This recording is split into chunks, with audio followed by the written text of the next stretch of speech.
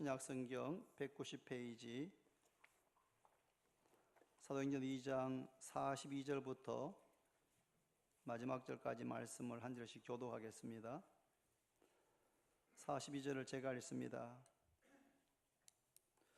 그들이 사도의 가르침을 받아 서로 교제하고 떡을 떼며 오로지 기도하기를 힘쓰니라.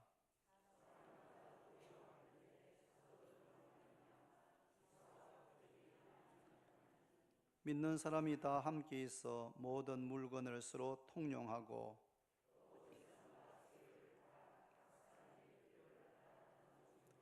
날마다 마음을 같이하여 성전에 모이기를 힘쓰고 집에서 떡을 떼며 기쁨과 순전한 마음으로 음식을 먹고 하나님을 찬미하며 또 온 백성에게 칭송을 받으니 주께서 구원받는 사람을 날마다 더하게 하시니라.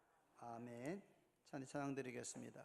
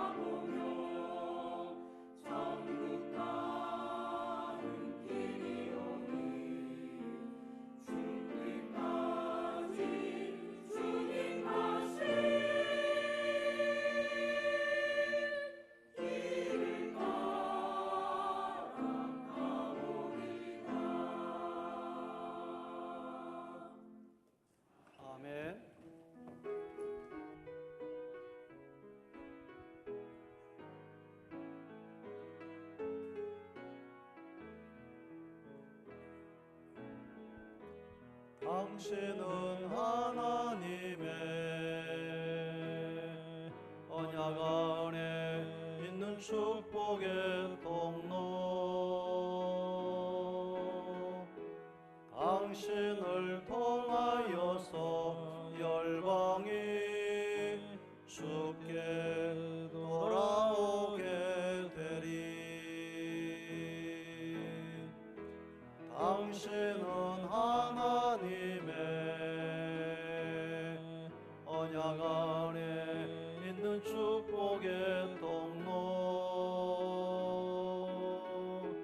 당신을 통하여서 열방이 주께 예배하게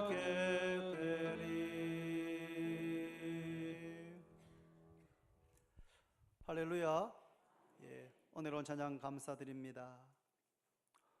오늘 말씀의 제목을 조금 이상하게 정했습니다. 참, 진짜, 제일 좋은 교회. 외우기도 어렵죠? 순서가 헷갈리는데 그냥 좋은 교회 하지 않고 참 좋은 교회, 참 진짜 좋은 교회, 참 진짜 제일 좋은 교회, 그렇게 제목을 정한 것은 제 마음속에 우리 교회가 정말 좋은 교회가 되면 좋겠다 하는 그런 마음의 소원이 있습니다. 소원이 있습니다. 어떤 교회가 좋은 교회입니까? 대형 교회가 좋은 교회입니까? 아니면 위치가 역세권에 있는 교회, 그래서 주변에, 우리 교회 주변에는 아무리 둘러봐도 가까이 아파트가 안 보이지만 아파트가 주변에 많이 있는 그런 교회가 좋은 교회입니까?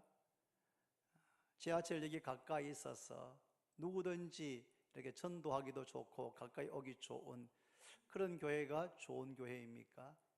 아니면 역사와 전통이 오래된 그런 교회가 좋은 교회입니까? 아니면 최근에 건물을 새로 지어서 건물이 깨끗하고 편리한 그런 교회가 좋은 교회입니까? 여러 가지 좋은 교회에 대한 각자의 판단 기준이 좀 다를 거라 생각되어집니다. 그러나 좋은 교회, 정말 좋은 교회는 교회의 사이즈, 교회가 얼마나 크냐에 의해서 결정되는 것은 아닌 것 같습니다. 위치가 교회가 어디에 위치해 있느냐에 의해서 좋은 교회가 결정되는 것도 아닌 것 같습니다.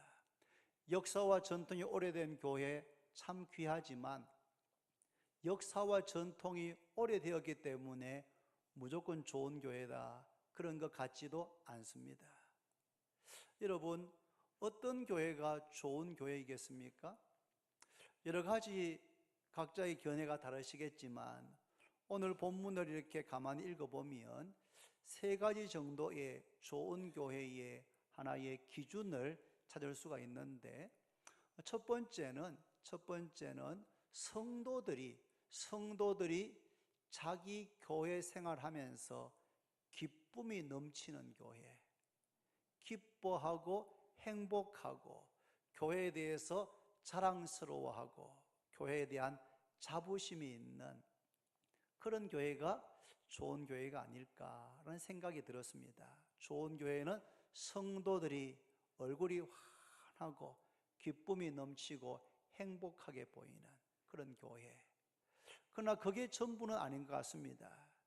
자기들은 좋아하는데 사회로부터, 불신 이웃들로부터, 세상으로부터 비난을 받으면서도, 욕을 먹으면서도 얼마든지 자기들끼리는 행복할 수 있습니다. 그런 점에 있어서 성도들이 기뻐하고 행복해하는 것도 중요하지만 믿지 않는 사회로부터 칭찬을 듣는다면, 좋은 평을 듣는다면 또 그런 교회는 좋은 교회의 하나의 요건을 갖춘 것이 아닌가 생각되어집니다. 그러나 무엇보다 가장 중요한 것은 교회의 머리가 되시는 주님께서 어떻게 판단하시는가. 소아시아 7교회 가운데는 두 교회만, 스모나 교회와 빌라델비아 교회만 칭찬을 들었습니다. 다른 교회에는 칭찬도 듣고 책망도 듣고, 어떤 교회는 처음부터 끝까지 책망만 들었던 교회가 있습니다. 자기들이 좋아해도 기뻐해도 또 세상 사람들도 좋은 평가를 한다고 해도 주님으로부터 인정, 주님께서 원하시는 교회가 되지 못한다면 그 교회는 참 좋은 교회다, 진정한 의미에서 좋은 교회다라고 말하기는 어려울 것 같습니다. 그런 점에 있어서 저는 오늘 본문에 나와 있는 최초의 교회, 초대 예루살렘 교회, 이제 교회가 막 탄생된 이 교회의 모습 가운데서 우리가 본받을 수 있는, 우리가 추구할 교회의 모습을 함께 발견해 가려고 합니다. 베드로의 설교를 듣고 또 베드로가 여러 가지 말로 권했을 때 그 말을 듣고 예수님을 믿고 세례를 받은 사람이 그날 몇 명이 더해졌습니까? 무려 300명이 아니고 3,000명이. 여러분, 지금 우리 대구가 250만 명입니다, 인구가. 그런데 2000년 전 예루살렘의 인구에 대한 평가가 여러 가지 있지만 제가 읽어볼 때 가장 근거가 있는 것은 그 당시 예루살렘 인구가 8만 정도 되었을 것이다 라고 하는 그러한 이 보고가 있는데, 그게 제일 이렇게 읽어볼 때 신빙성이 있어 보입니다. 8만 명의 도시 가운데서 하루에 3,000명이 예수를 믿고 세례받게 되었습니다. 그 당시는 관례적으로 여자나 어린아이들은 숫자에 헤아려지지 않습니다. 그러니까 이 3,000명은 오롯이 남자, 성년 혹은 가장일 가능성이 많습니다. 그렇다면 이 3,000명은 그냥 3,000명이 아니고 3,000가정일 수가 있는 겁니다. 어쨌든 8만 명 되는 도시에 하루에 3,000명이 예수 믿고 세례받는다는 것은 정말 놀라운 일이 아닐 수 없습니다. 세례를 받고 어떻게 되었습니까? 그냥 다 집으로 돌려보냈습니까? 이 3,000명을 수용해서 무엇인가 할 수 있는 그런 공간이 제대로 없었을 겁니다.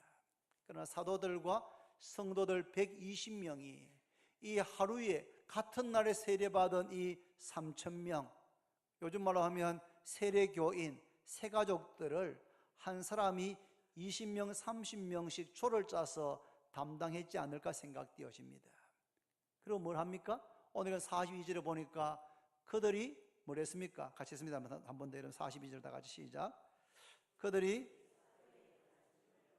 서로 교제하고 떡을 떼며 오로지 기도하기를 힘쓰니라. 이 42절은 꼭 한번 외우면 좋겠습니다. 지난주도 말씀을 드렸지만 세례받은 그들이 사도의 가르침을 받아 서로 교제하고 떡을 떼며 오로지 기도하기를 힘쓰니라. 이 힘쓰니란 단어가 기도에만 힘쓴 것이 아니고 헬라어나 영어 성경을 보면은 주동사입니다. 그래서 사도의 가르침을 받는 것을 힘썼고, 서로 교제하기를 힘썼고, 서로 떡을 떼기를 힘썼고, 기도하기에 힘썼다라고 되어 있습니다. 120명의 성도들이 중심이 되어서 자기 그룹에, 자기 조에 20, 30명의 그런 조원들, 사랑방 가족들을 데리고 첫 번째는 사도의 가르침을 받기에 힘썼습니다. 사도의 가르침이 무엇입니까, 여러분? 신약 성경을 누가 기록했습니까? 신약 성경을 사도들이 기록했습니다. 사도들은 예수님의 제자들입니다. 예수님의 생애의 사역과 죽음과 부활을 직접 목격한 그런 사람들입니다. 이 사도들에 의해서 신약 성경이 기록되어졌습니다. 바울에 의해서 최소 12권, 13권이 기록되어졌지만 바울은 예수님의 직접 제자는 아니었습니다. 그런데 예수님께서 그를 다메섹 도상에서 만나시고 그를 이방인을 위한 사도로 그를 세우셨습니다. 신약 성경은 사도들에 의해서 기록되어졌다면 구약 성경은 선지자들에 의해서 기록되어졌습니다. 선지자들에 의해서. 그래서 에베소서 2장 20절 말씀에 너희는 사도들과 선지자들의 터 위에 세우심을 입은 자라고 말씀합니다. 너희는, 에베소 교회는, 주원 교회는, 모든 교회는 사도들과 선지자들의 터 위에 세워졌습니다. 사도들이 기록한 신약 성경, 선지자들이 기록한 구약 성경, 신구약 성경, 하나님의 말씀, 성경 말씀 위에 교회가 세워졌습니다. 하나님의 말씀이 교회의 기초가 되는 것입니다. 하나님의 말씀에 대한 잘못된 다른 고백을 한다면 그것은 형태는 교회일지 몰라도 정상적인 교회는 아닌 것입니다. 사도들과 선지자들의 터, 하나님의 말씀의 기초 위에 교회가 세워졌습니다. 사도들의 가르침을 힘써 받았다는 것은 하나님의 말씀을 열심히 가르치고 열심히 배웠다는 의미입니다. 하나님의 말씀을 통해서 우리가 뭘 배울 수가 있습니까? 우리가 성경 말씀을 읽고 들으면 뭘 깨닫게 됩니까? 뭘 깨닫습니까? 하나님이 어떤 분이신지를 알 수가 있습니다. 이 자연 만물을 통해서는 우주 만물에 하나님의 신비하신 능력과 신성이 분명히 표현되어져서 이 우주 만물의 웅장함과 질서와 아름다움과 조화를 보면 이 모든 것이 우연히 생긴 것이 아니고 누군가 지으신 분이 계시겠다, 창조주가 계시겠다 하는 것을 분명히 알 수 있게 해 놓았지만, 이 우주 만물을 10년, 100년 관찰한다고 해서 하나님이 어떤 분이신지, 하나님이 무엇을 하셨는지는 알 수가 없습니다. 그런데 하나님의 말씀이 성경 말씀을 읽고 배우게 되면 하나님이 어떤 분이신지를 알 수가 있고, 하나님께서 무엇을 하셨는지를 알 수가 있고, 하나님의 뜻이 무엇인지를 알 수가 있습니다. 할렐루야. 하나님의 말씀을 열심히 배우시기를 바랍니다. 부지런히 가르치고 열심히 배워야 됩니다. 왜냐하면 하나님의 말씀을 배우지 않고는 하나님이 어떤 분이시고 하나님이 무엇을 하셨고 하나님의 뜻이 무엇인지를 알 수가 없기 때문입니다.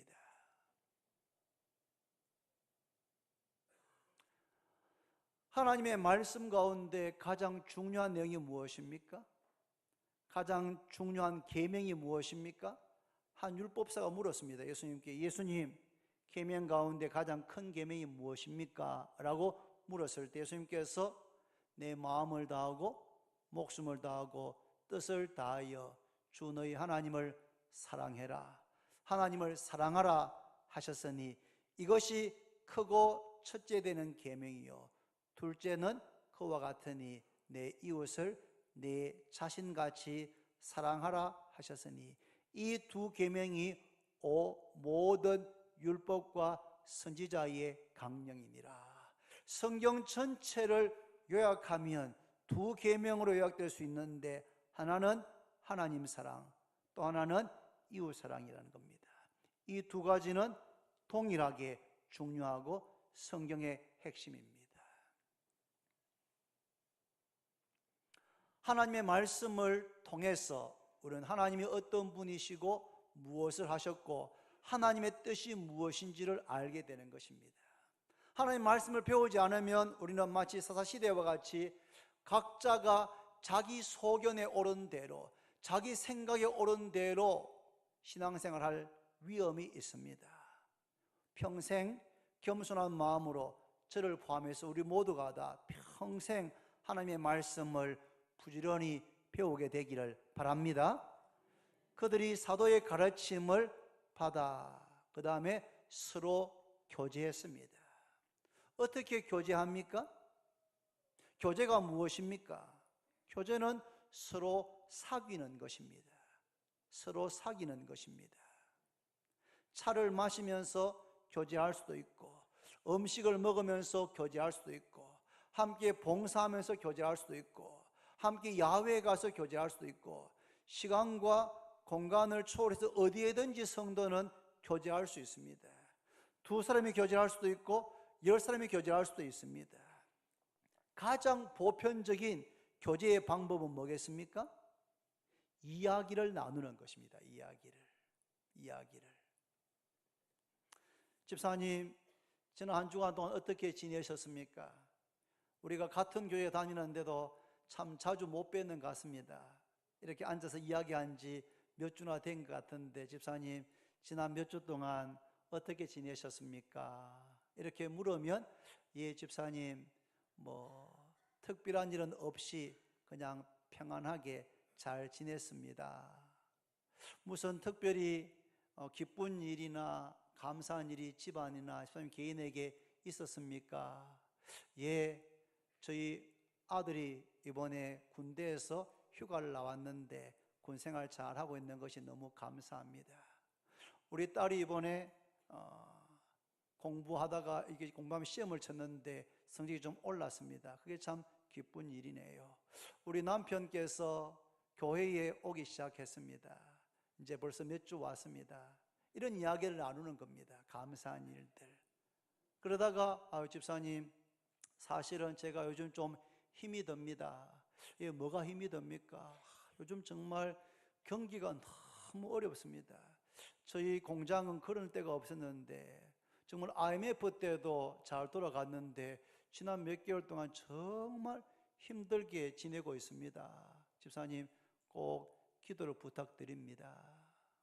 사랑하는 여러분, 우리는 이야기하지 않으면, 서로 말하지 않으면 우리의 아는 것이 서로의 교제가 너무나 피상적인, 형식적인 그러한 교제가 될 가능성이 많습니다. 물론 이야기할 때 무슨 상대방에게 경찰관처럼 수사관처럼 막 꼬치꼬치 그렇게 묻는 것은 좋지 않습니다, 여러분. 그냥 스스로 기쁘게 자기의 삶을 이야기할 수 있도록 이야기하고, 또 상대방의 이야기를 귀를 기울여서 잘 들으면, 그리고 이야기 들을 뿐 아니고 그 들은 이야기를 딴 데 가서 막 떠버리고 소문내고 그렇게 하지 않을 그런 믿음, 그런 신뢰가 있으면은 크게 묻지 않아도 내 삶을 권사님, 장로님, 제게 요즘 이런 일이 있습니다라고 이야기를 나누게 되는 겁니다. 이야기를 듣고 나누다 보면 다른 성도님들의 삶의 형편들 어떤지, 우리 사랑방 가족들, 식구들의 형편이 어떤지를 이야기를 나누면서 알 수가 있습니다. 저는 우리 주원교회 성도들의 교제가 그렇게 좀 솔직하고 투명한 그런 교제가 되기를 바랍니다. 여러분, 교인들 말 많다 그런 지적이 많습니다. 교회는 말이 너무 많다 그런 지적이 있습니다.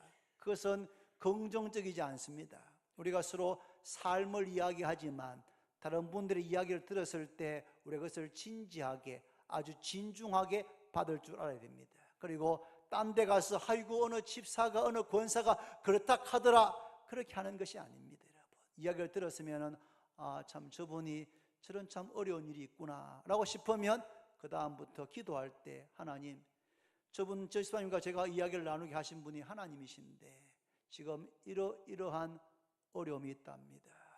제가 달리 도울 길이 없습니다만 주님께서 도와주십시오 라고 기도를 심는, 삶을 나누고 난 다음에 그분을 위해서 기도하시는 우리 주원교회 성도가 되기를 바랍니다.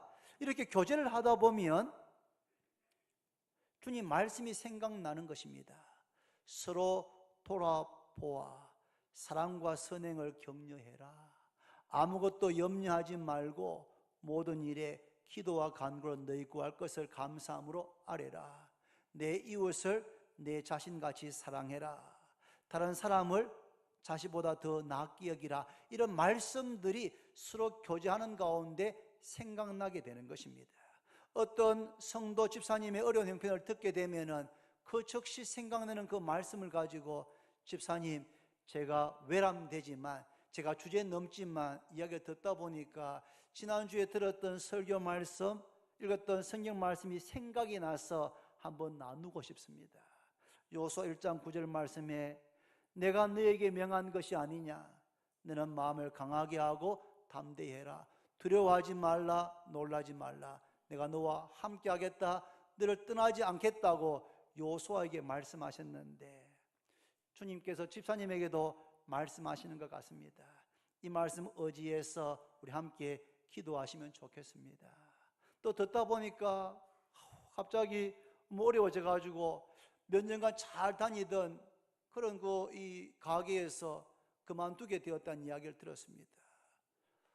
그 말씀을 듣고 얼마나 마음이 아픈지, 내가 어떻게 하면 도울 수 있을까라고 생각하다가 달리는 못하고 그냥 교회 봉투에다가 마음을 적어서 집사님 힘내십시오, 제가 꼭 기도하겠습니다, 그렇게 몇 자 적어가지고 주머니에 있는 몇만 원 넣어가지고 예배 마치고 갈 때 집사님 손에 쥐어드리면서 아무도 모르게 쥐어드리면서 집사님 이거 아무것도 아니지만 집사님 제가 꼭 기도할 테니까 힘내십시오.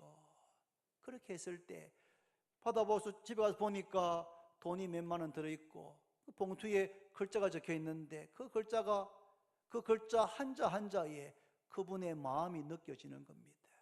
그러면은 뭐 힘든 일 가운데서 마음이 크게 낙심했는데 마치 주님께서 내가 너와 함께한다, 염려하지 마라, 이게 바로 이 봉투에 든 2만 원, 3만 원, 이것은 적은 액수지만 마치 엘리야가 갈멜산에서 기도할 때 하나님께서 손바닥만한 구름이 떠오르게 하셔서 그 구름이 3년 6개월 동안 닫혔던 하늘문이 열려서 비가 오게 하는 하나의 하나님의 사인이었던 것처럼 그 집사님의 그 봉투 몇 마디 격려의 말이 하나님께서 함께 하시고 내가 너를 도와주고 그 고난과 그 어려움에서 내가 건져주겠다고 하는 마치 주님의 사인처럼 주님의 말씀처럼 들려지게 될 때가 있습니다.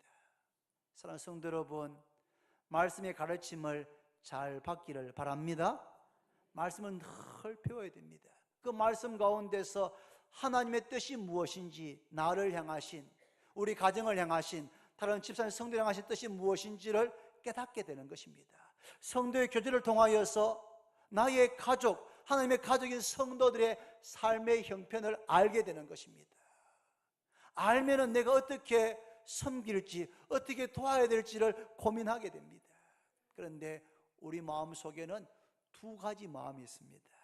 성령께서는 말씀을 통해서 감동하시면서 너도 어렵지만, 너도 가난하지만, 너도 쪼달리지만 너보다 더 어려운 저 집사님 너가 좀 도와라, 그런 마음의 감동을 한쪽 구석에서 주는데 한쪽 구석에서는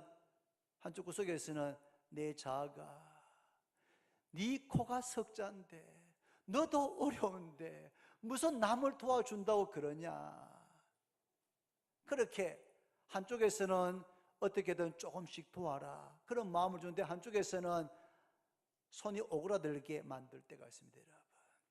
그런데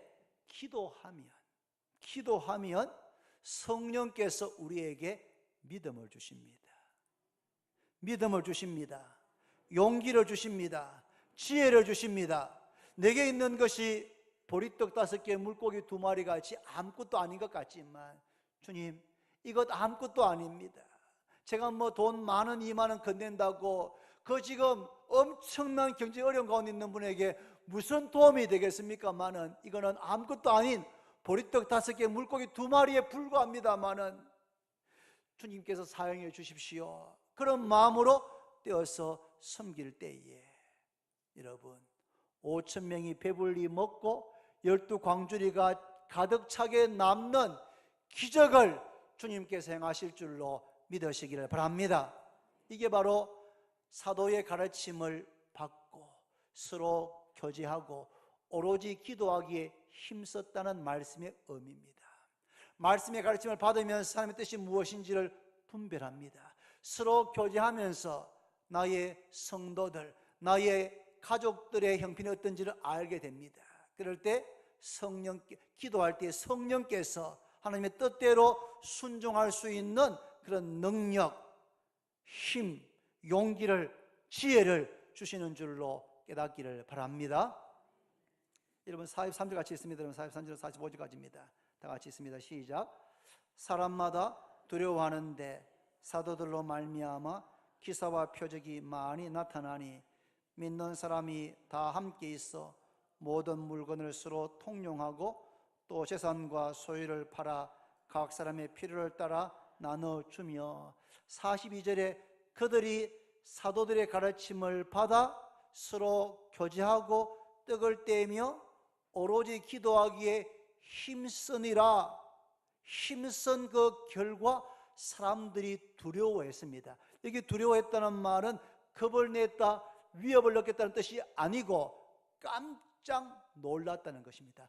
깜짝 놀라서 경외하는 마음을 가질 정도입니다. 왜냐하면 사도들로 말미암아 기사와 표적이, 사도들로 말미암아 기사와 표적이 많이 나타났기 때문입니다. 예를 들면 병든 자들이 치유되어지고, 정신적으로 눌렸던 자들이 자유케 되어지고, 위기에 있었던 가정이 회복되어지고, 방황하던 자녀들, 청소년들이 주께로 돌아오게 되어지고, 절망했던 사람, 그래서 극단적인 생각을 했던 사람들이 다시 삶의 용기를 내는 이런 일들이 초대교회 가운데 풍성하게 기사와 표적이 사도들로 말미암아 많이 나타나게 되었습니다. 여러분, 사도들이 기사와 표적을 행한 것이 아닙니다. 주님께서 사도들로 말미암아 사도들을 통하여서 기사와 표적을 많이 행하신 줄로 믿으시기를 바랍니다.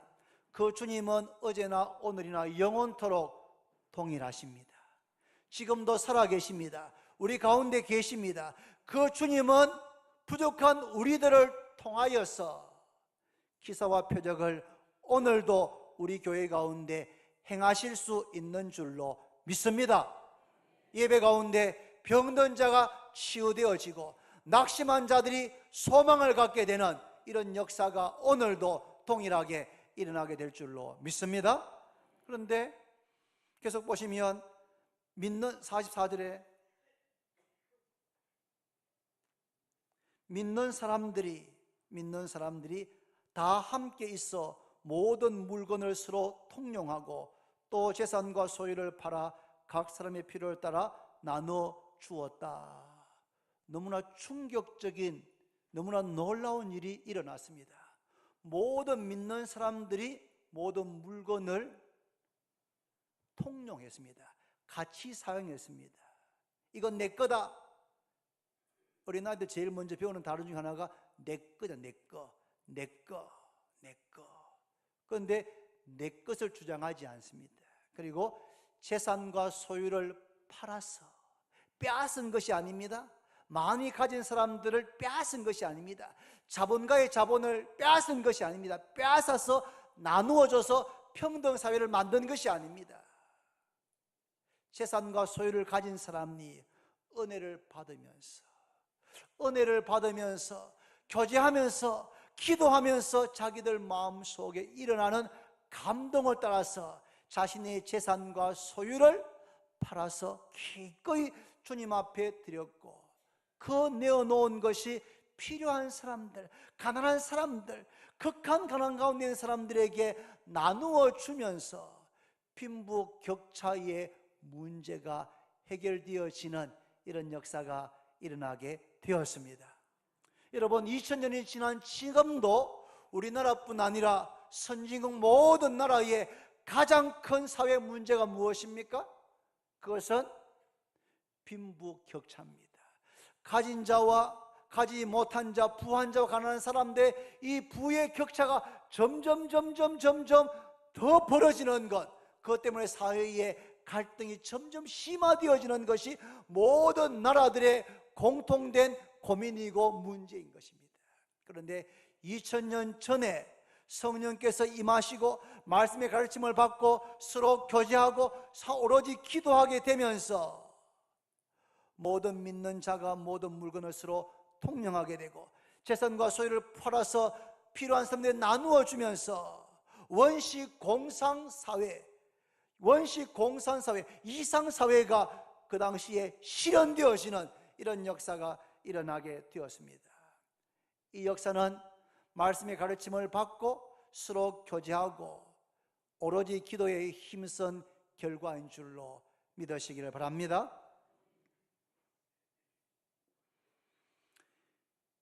한번 따라합시다. 말씀을 배우고 교제하고 기도할 때 주님께서 역사하십니다. 이 같은 본문이 뒤에 사도행전 4장 30절 한 번 더 나옵니다.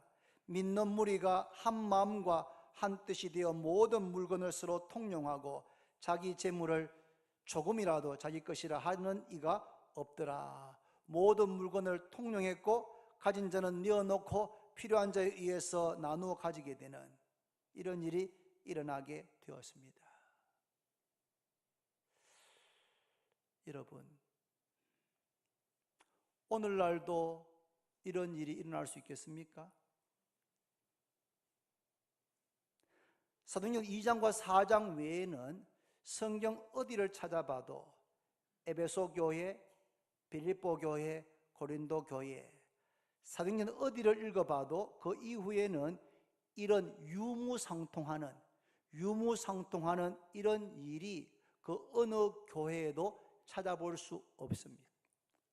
2000년 교회 역사 가운데 리바이벌, 부흥이 있었던 여러 나라, 여러 도시에 놀라운 복음의 역사, 불신자가 죽게 돌아온 역사가 있기는 했지만 오늘 본문에 나오는 이러한 유무상통, 이런 역사가 다시 재현되어졌다고 하는 기록을 찾아볼 수 없습니다. 그렇다면 왜 초대 예루살렘 교회에서 유무상통했던 일이 지금은 일어나지 않는가? 왜 그것이 불가능한가? 라는 질문을 하게 되는데 그 질문에 대해서 성경학자들의 공통된 대답은 무엇인가 하면 바로 이 초대 예루살렘 성도들이 가졌던 종말의식이다. 이 초대교회에는 예수님께서 곧 재림하신다. 예수님께서 재림하시는 것이 아주 가까웠다, 임박했다고 하는 그러한 의식이 아주 팽배했습니다. 예수님께서 성천하실 때 흰옷 입은 두 청년이 이렇게 말했습니다. 너희 가운데서 하늘로 올려주신 이 예수는 하늘로 가심을 본 그대로 오시리라. 성천하신 그대로 다시 오신다고 말씀했었고 그 말을 들었던 사도들과 초대교회 성도들은 주님께서 곧 오실 것이다, 자기들이 죽기 전에 다시 오실 것이다 라고 하는 그러한 임박한 종말의식을 갖고 살았습니다. 여러분, 주님께서 영광스러운 모습으로 심판주로 다시 오실 것을 믿습니까? 믿습니까? 믿으시기를 바랍니다. 주님께서 분명히 다시 오십니다. 그러나 그 시와 때는 아무도 알지 못한다. 만약에 주님께서 다시 오시는 때가 2020 몇 년 몇 월 며칠이다 그렇게 공개되어진다면 이 세상은 그 전에 혼란에 빠져버릴 겁니다. 주님께서 그것을 비밀로 아버지께서만, 아들도 천사들도 알지 못하고 아버지만 아신다라고 말씀했습니다. 그러나 복음이 전 세계에 다 전파되고 나면 주님께서 오신다고 성경에 약속했습니다. 주님께서 다시 오시는 것을 믿으시기를 바랍니다. 그날이 언제일지는 알지 못합니다. 우리가 살아있는 동안에 주님이 오실 수도 있고 우리가 죽고 난 다음에 주님께서 오실 수도 있습니다. 그러나 분명한 사실은 주님 다시 오실 때에 역사는 종말을 맞게 되는 것입니다. 그런데 주님 오시기 전에 우리가 먼저 죽는다면 우리 개인의 삶에 종말을 맞게 되고 우리 모두가 다 주님 앞에 서게 될 줄로 믿으시기를 바랍니다. 우리 모두가 다 여러분 건전한 의미에서, 건강한 의미에서 종말의식을 가져야 됩니다. 주님께서 다시 오신다, 오늘 밤에 오실 수도 있다, 올해 연말에 오실 수도 있다, 내가 살아있는 동안에 주님께서 오실 수도 있고 내가 영광 중에 공중에서 주님을 만나게 될 수 있다고 하는 이런 건전한 의미에서의 종말의식을 갖는 것, 그리고 내 생에도 생명의 주관자이신 하나님께서 나를 부르시면 오늘 밤에도 내 생애가 마칠 수 있다고 하는 건강한 의미에서의 종말의식을 가지시기를 바랍니다. 이런 종말의식을 갖고 있는 사람은 내게 있는 나의 모든 재산과 소유가 하나님께서 내게 맡기신 것이다 라고 하는 청지기 의식을 갖고 살게 됩니다. 그뿐 아니고 내가 가지고 있는 재산과 소유 가운데에서는 이웃과 타인과 나누어야 될 몫이 그 안에 있다는 의식을 갖고 있습니다. 그리고 하나님께서 내게 맡기신 달란트, 물질과 모든 달란트에 대하여서 주님 앞에서 결산할 날이 있다고 하는 그런 의식을 갖고 살아가게 되는 것입니다. 시대를 초월해서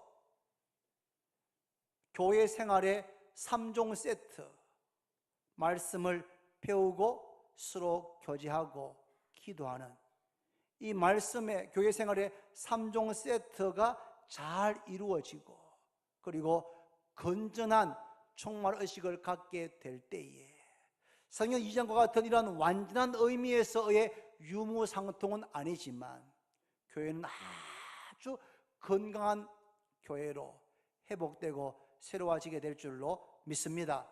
초대교회는 모이는데 열심이었습니다. 성전에서 모이기도 했고 집에서 모이기도 했습니다. 주일만 모인 것이 아니고 오늘 본문에 보니까 날마다 성전에서도 모이고 집에서도 모였습니다. 모여서 뭘 했습니까? 하나님께 찬미를 드렸습니다. 하나님께 찬송을, 예배를 드렸습니다. 이 백성은 내가 나를 위하여 지었나니 나를 찬송하게 하려 하심이라. 하나님을 찬송하고 예배하기 위해서 우리를 창조하셨고 우리를 구원하신 것을 믿으시기를 바랍니다. 여러분, 주일날 드리는 이 공예배가, 공적인 예배가 얼마나 소중한지 모릅니다. 예배를 소중하게 생각하시고 사모하는 마음으로 예배에 참석하시고 하나님의 은혜를 사모하면서 예배에 참석하시는 우리 주원교회 모든 성도가 되기를 바랍니다. 예배를 드리 하나님을 찬미했을 뿐 아니라 집에서는 마음을 같이 했습니다. 같은 마음을 가졌습니다. 그리고는 떡을 떼며 성찬을 행하면서 주님의 십자가 죽음을 기억했고, 그리고 기쁨과 순전한 마음으로 음식을 먹으면서 교제했습니다. 말씀의 가르침을 받고 또 집에서는 서로 교제를 나누었습니다. 삶의 교제를 나눴습니다. 그리고 함께 합심하여 기도했습니다. 여러분, 초대교회 성도들은 기쁨과 순전한 마음으로 교제했습니다. 성도의 삶에 기쁜 일만 있습니까? 기쁜 일만 있습니까? 그렇지 않습니다. 슬픈 일이 있습니다. 슬픈 일이. 너무 가슴 아픈 일이 있습니다. 가슴 아픈 일.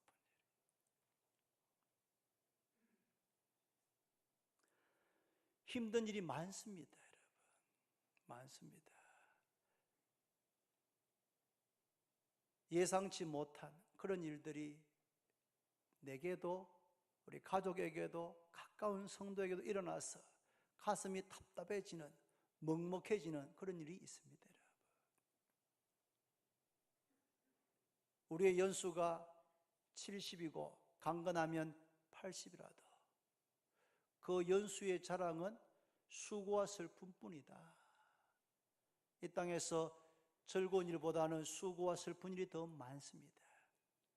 초대교회에는 핍박과 박해가 있었습니다.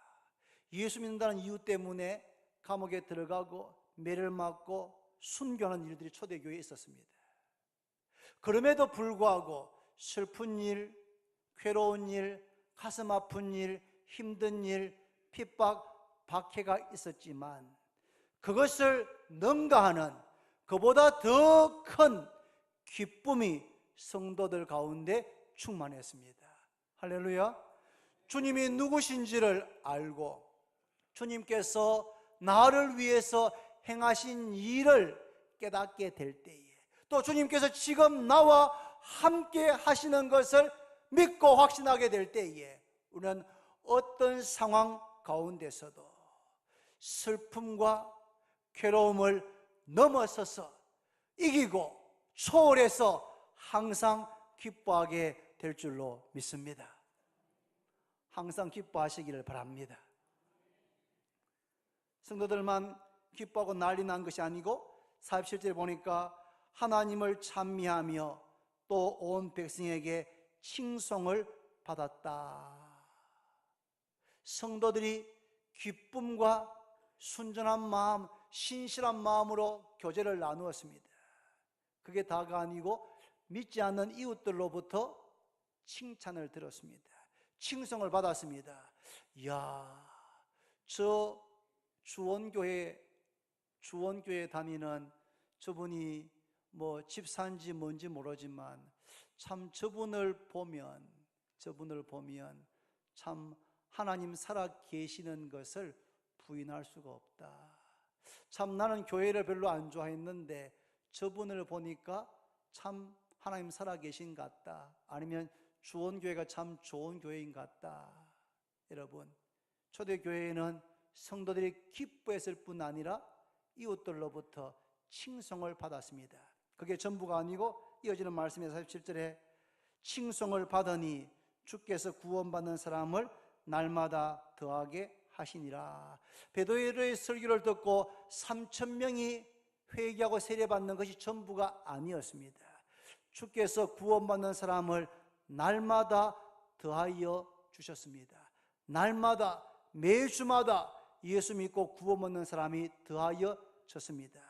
왜냐하면 주님께서 피 흘려 세우신 그 교회, 예루살렘 교회를 주님께서 기뻐하시고 인정하셨기 때문에 그 교회에 주님께서 양떼들을, 구원받을 성도들, 사람들을 그 교회로 날마다 보내어주시고 더해주신 줄로 믿습니다. 말씀했습니다. 여러분, 저는 말씀을 준비하면서 제 마음속에 우리 교회가 이런 교회가 되면 좋겠다, 그런 마음의 소원을 가졌습니다. 우리 교회가 좋은 교회가 되기를 바랍니다. 참 좋은 교회, 진짜 좋은 교회, 제일 좋은 교회, 그렇게 되기를 바랍니다. 그런 교회가 되려면 우리가 꼭 세 가지를 기억하면서 기도해야 됩니다. 첫 번째는 교회 생활의 3종 세트, 말씀을 배우고 서로 교제하고 기도하기에 힘써야 됩니다. 말씀을 배우면서 하나님의 뜻을 깨닫게 되고, 교제하면서 성도의 형편을 알게 되고, 기도하면서 주님의 뜻을 행할 수 있는 그런 능력을 받아야 됩니다. 교회 생활의 3종 세트, 말씀을 배우고 서로 교제하고 기도하기에 힘쓰시기를 바랍니다. 두 번째는 건전한 종말 의식을 가져야 됩니다. 우리의 생애가 언제 맞춰지게 될지, 주님께서 언제 다시 오시게 될지 아무도 알지 못합니다. 나는 50세니까 앞으로 한 30년은 더 살겠지, 그러실 수도 있지만 전혀 그렇지 않을 수가 있습니다. 난 건강하니까 한 100수 하겠지, 그러실 수도 있지만 전혀 그렇지 않을 수가 있습니다. 생명의 주관자이신 하나님께서 부르시면 우리는 모든 것을 내려놓고 주님 앞에 가야 하는 것입니다.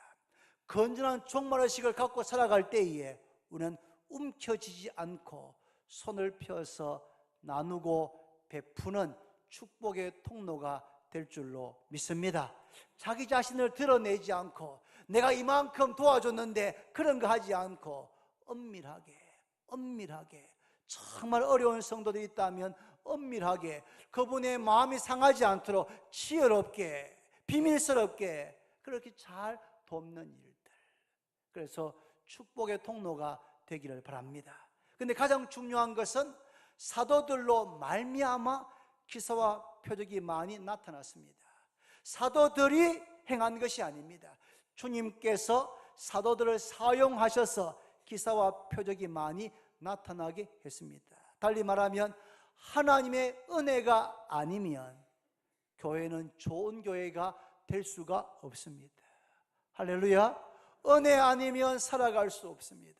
은혜가 아니면 참 좋은 교회가 될 수 없습니다. 우리 주원교회가 참 진짜 제일 좋은 교회가 되기를 바랍니까? 저도 그렇게 간절히 바랍니다. 그러면 이렇게 기도합시다. 하나님, 은혜가 아니면 우리가 그렇게 될 수가 없습니다. 우리 교회 가운데 하나님의 은혜를 폭포수와 같이 우리 교회 가운데 은혜를 부어 주십시오. 교회 생활의 3종 세트대로 제가 말씀을 열심히 배우고 서로 교제하고 힘써 기도하겠습니다. 그리고 언제 주님께서 나를 부르실지 모르는데 건전한 건강한 종말 의식을 갖고 하루하루 살아가겠습니다. 그런 마음으로 살아간다면 우리 주원교회는 지금보다 훨씬 더 좋고 주님께서 인정하시는 그런 교회가 될 줄로 믿습니다. 그런 교회가 되어서 우리 마음속에 교회 생활에 기쁨과 행복이 넘치게 되고 주원교회 교회 있는 것에 대해서 자랑과 자부심을 갖게 되는 그런 교회가 되기를 바랍니다. 기도드립니다. 하나님 아버지, 감사합니다. 저희 교회를 50년 전에 세우시고 지금까지 은혜 베푸시며 인도하셔서 여기까지 오게 하신 것 감사를 드립니다. 하나님, 우리 교회 생각해 보면 귀한 것, 감사한 것도 많이 있지만 부족한 것, 연약한 것도 많이 있는 것을 깨닫게 됩니다.